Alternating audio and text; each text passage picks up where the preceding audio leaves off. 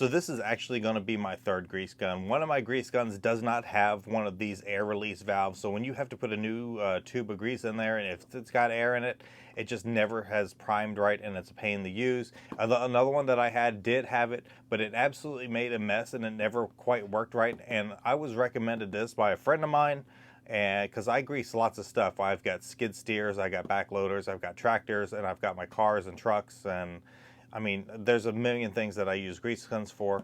So this is what they said was going to work. It's got a comfortable grip, increased stability, flexible hose included, uses standard 12-ounce grease cartridges, 18-inch flex, and 8,000 psi. But it also comes with one of these long extension and also the 5-inch bend pipe. But I'm just going to be using this regular rubber piece here. Let's go ahead and get this box open.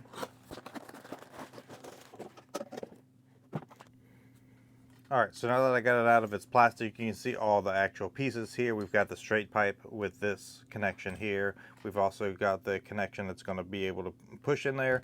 And then we've got the hose, which I've already installed and used a 13 millimeter to get that attached.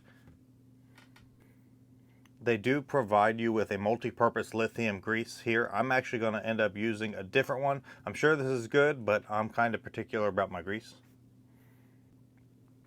To go ahead and load it, we're going to take this and pull it all the way out. Then we're going to go ahead and unscrew this head. It's really nice to have this rubber piece here. My other ones also didn't have that.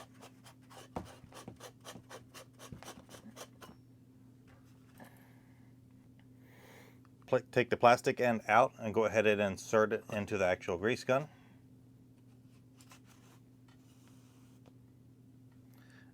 And then you can take this cap off.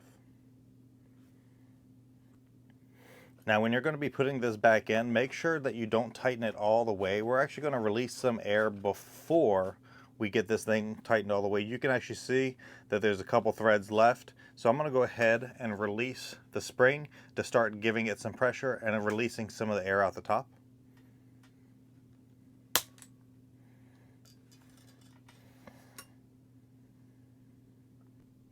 Now that I got it loaded, I ended up pushing into this little ball bearing to let some of the air out, and you'll see a little bit of grease come out too. Started also pumping it until I got the grease to come out of the top of the gun here, and now she's ready to go. She's locked and loaded. Now this right here is a little cap that's going to stay on there. I just got everything cleaned up. That's about the mess that I made, which is super minimal.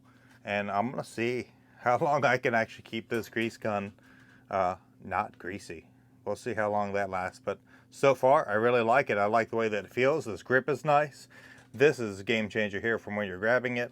So far, so good.